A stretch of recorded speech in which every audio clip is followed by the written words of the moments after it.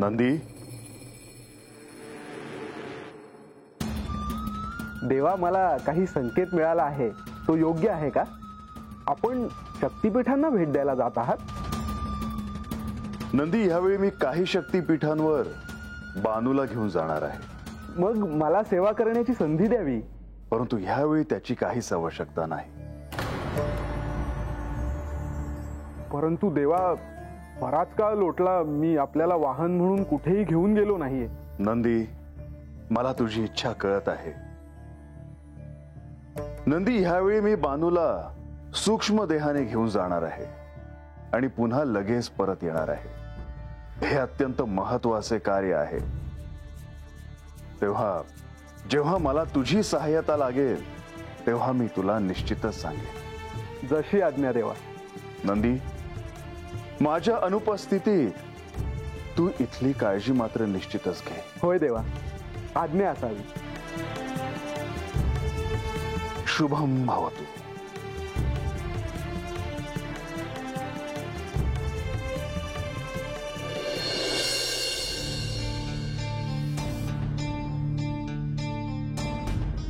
काय झालं? काय नाही, बानुताईंनी दार लावून घेतला आहे. तू बानूसनी सांगितलं नाही का आज्यानं बोलिवलं आहे म्हणून? वय आवाज बी दिला, पण त्यांनी काय दार उघडला असेल. वय राहू दे, डोळा लागला असेल तिचा. रात्रभर जागी असती.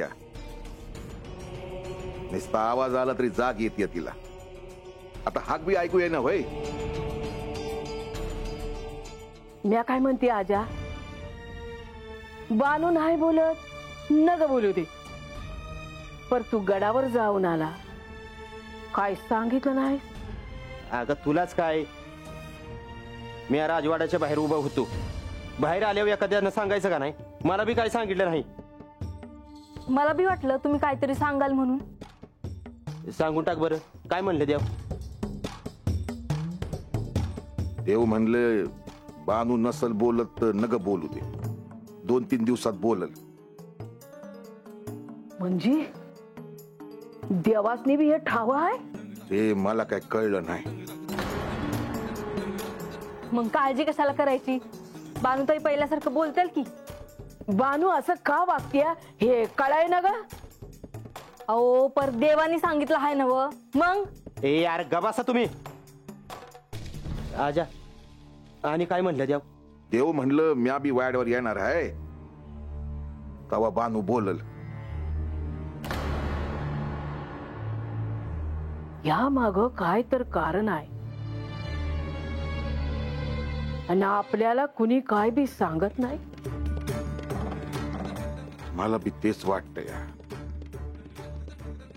बानू बोलायला लागली ना की तिला सांगावंच लागल.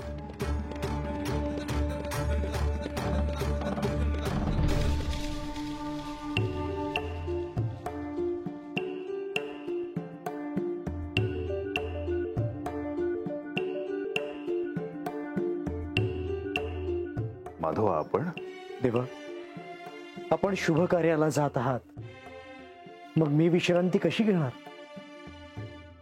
माधवा, बऱ्याच काळानंतर शक्तिपीठांवर जातो आहे, तेव्हा ठरवलेले कार्य सिद्धीस जायला हवं. आपण प्रत्यक्ष जात आहात, माझ्या शुभेच्छा आहेतच. माधवा, हे कार्य म्हाळसेने माझ्यावर सोपवलं आहे, तेव्हा मला अधिक काळजी घ्यावी लागणार. कारण काही झालं तरी मला म्हाळसेची इच्छा मात्र पूर्ण करावी लागणार. देवा, आपण पर्याय सुचवलात आणि निर्णयही घेतलात, हे अतिउत्तम झालं. मी आजच परतणार आहे. बानूसाठी प्रयत्न करून काही घडते का ते पाहूयात. देवा, शक्तिपीठांची ऊर्जा आणि ते तेज बाणाईला नक्कीच सहाय्य करेल, यात काही शंका नाही. माधवा, ह्या सगळ्यामध्ये आपण आणि लक्ष्मीदेवी आहात हे उत्तम आहे. देवा, खर तर मी याची आठवण करून द्यायला आलो होतो की आपल्याला मार्ग सापडला आहे. हा आपला पहिला प्रयत्न आहे. बाणाईला देवीच्या शक्तिपीठांवर घेऊन जाणं हा उत्तम पर्याय आहे आणि यातून नक्कीच काहीतरी साध्य होईल. त्यामुळे बाणाईला जसे ते स्वीकारता येईल तसे तिने ते स्वीकारावे. होय माधवा, बानूला ते आत्ताच समजायला हवं किंवा अशाच पद्धतीने समजायला हवं असा माझा आग्रह नाही. देवा, मी आता आपला फार वेळ घेत नाही. ब्राह्ममुहूर्त गाठायचा आहे आपल्याला. विलंब नको. येतो मी.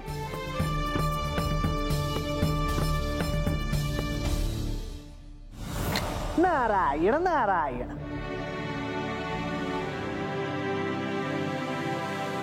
मुनिवर, आपण बराच काळानंतर स्वर्गलोकात आलात. हो देवी, हे सत्यच आहे. माझे भ्रमण सतत सुरूच असते, परंतु आता दायित्वही वाढलेले आहे, त्यामुळे स्वर्गलोकात येणे झाले नाही. आलाच आहात तर राजवाड्यात या. इंद्रदेवांशीही आपली भेट होईल. आपली भेट झाली यातच सगळे आले. इंद्रदेवांना पुढच्या वेळी भेटेन. आपण आला आहात म्हणजे नक्कीच काहीतरी प्रयोजन असणार.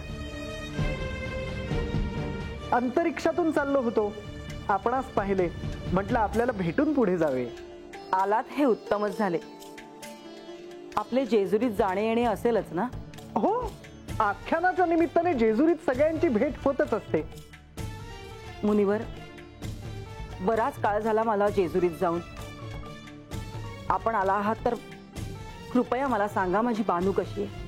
आता ते कसे सांगावे हा मोठा प्रश्नच आहे. का? काय झाले मुनिवर? आपल्या चेहऱ्यावर एवढी चिंता का दिसते?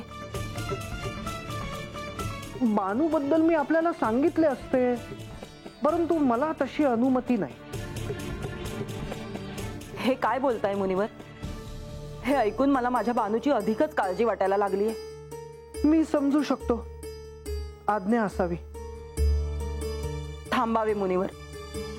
आपण आलात म्हणून मला हे तरी समजू शकले की जेजुरीत बानूच्या बाबतीत काळजी करण्यासारखे काहीतरी घडले. आपण जर कोणत्या वचनात अडकला असाल तर कोणत्याही दुसऱ्या मार्गाने मला कल्पना द्यावी.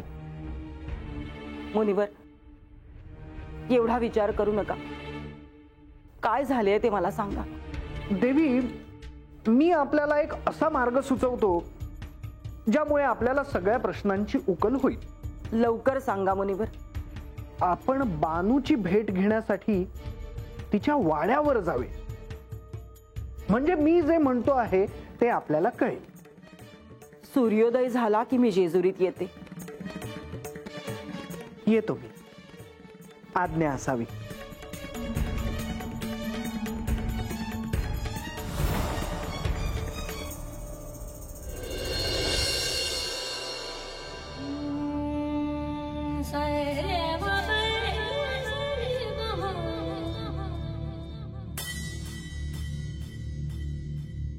बानू, तुझी या गडावर याची इच्छा जरी पूर्ण झाली असली तरी त्यामागे जे प्रयोजन होते ते पूर्ण झाले आहे असे मला नाही वाटत.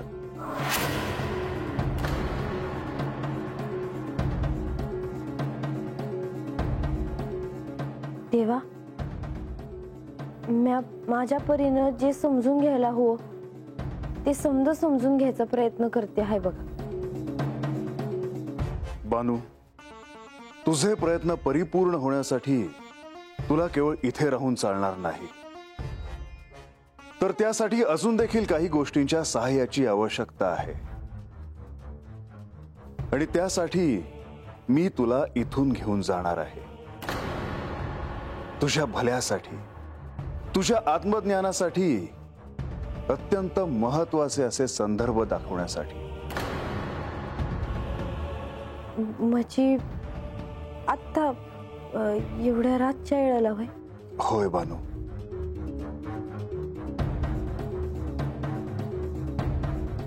बानू, कसला विचार करते आहेस? देवा, तर कुठं जायचं आहे जी? शक्तिपीठांचे दर्शन घ्यायला. शक्तिपीठ? होय बानू. बानू, याआधी मी तुला शक्तिरूपांच्या काही कथा सांगितल्या होत्या. माझ्यासाठी व्रत करताना मी तुला शक्तीची उपासना देखील करावयास सांगितली होती. वयजी, आता मी तुला त्या शक्तीपीठांबद्दल सांगणार आहे, त्यांची ओळख करून देणार आहे. पण त्यांची ओळख करून देत असताना ते तू ध्यानपूर्वक श्रवण करावंस असं मला वाटतं.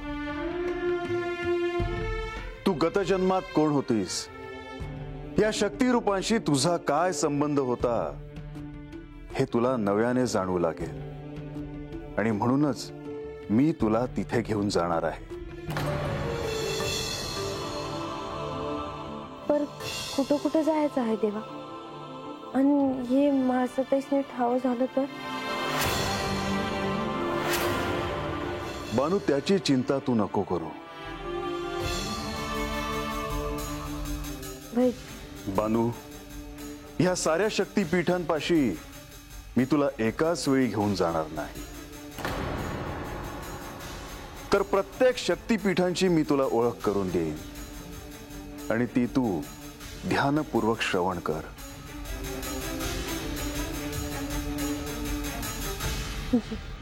बानू, ह्या शक्तीपीठांशी ओळख करून देत असताना ब्राह्म मुहूर्तावर अदृश्य शक्ती, दिव्य शक्ती, चेतना ह्यांच्या अस्तित्वाची तुला जाणीव होईल. बानू, मी तुला तिथे सूक्ष्म देहाने घेऊन जाणार आहे आणि त्यावेळी तुझा अत्यंत शुभ अशा लहरींशी संपर्क होऊ शकतो. वयजी, महाराज बी असंच म्हणले होते. बानू, हे सारं काही तुझ्यासाठी, तुझ्या आत्मज्ञानासाठी सुरू आहे. परंतु त्यासाठी तुला देखील अजून प्रयत्न करावे लागणार आहेत. होय देवा, मी अभी तयार आहे. बानू, आता आपल्याला निघायला हवं.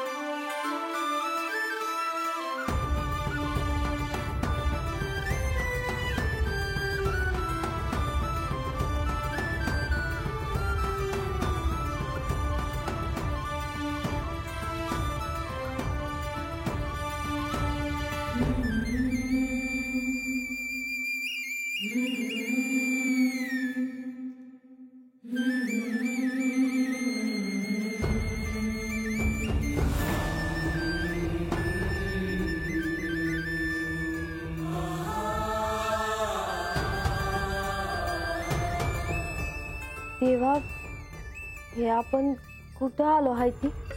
बानू, आपण पवित्र अशा परिसरात आलो आहोत आणि हे पवित्र असे काशी क्षेत्र आहे. ह्याच शक्तीपीठांबद्दल सांगण्यासाठी मी तुला इथे घेऊन आलो आहे.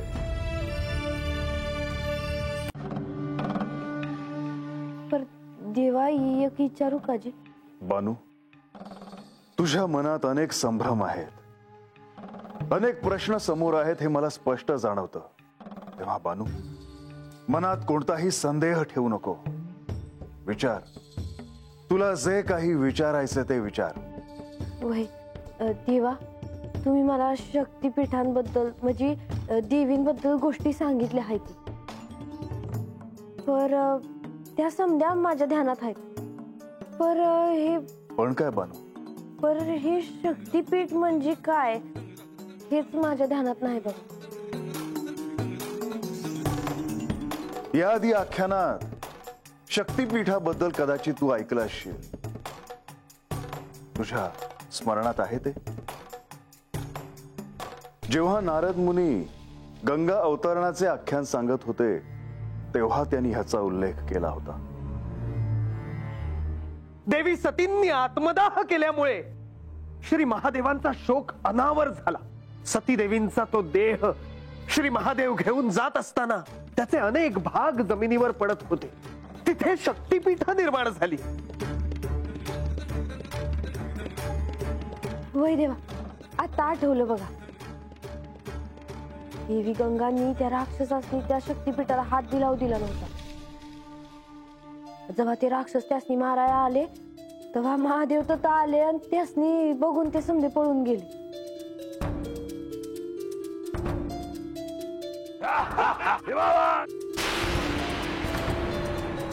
हिमावन हो मृत्यूसाठी तयार.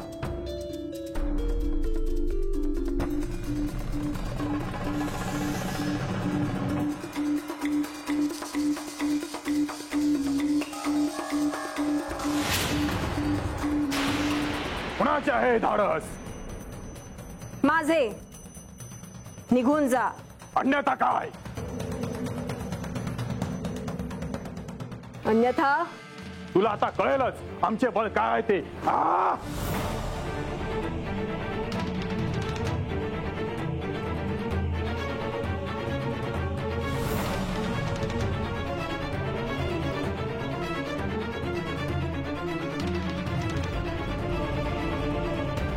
होय, आणि त्या स्थळी ह्या शक्तीपीठांची स्थापना केली गेली.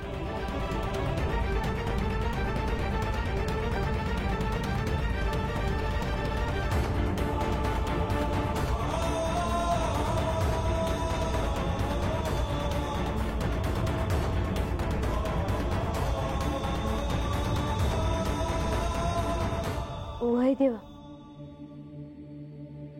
बानू, मी तुला याच शक्तीपीठांबद्दल सांगण्यासाठी इथे घेऊन आलो आहे. पुढे राजसभेत सतीच्या कथानकातील आख्यानात तुला सारं काही ओघाने कळेलच. परंतु या क्षणी काही शक्तीपीठांची मला तुला ओळख करून द्यायची आहे. वयजी, आणि बानू, याच शक्तीपीठांपैकी एक शक्तीपीठ हे या काशी क्षेत्रीय आहे. कोणतं देवा? मी ज्या शक्तीपीठांबद्दल सांगण्यासाठी तुला इथे घेऊन आलो आहे ते शक्तीपीठ म्हणजे विशालाक्षी शक्तीपीठ. विशालाक्षी? होय.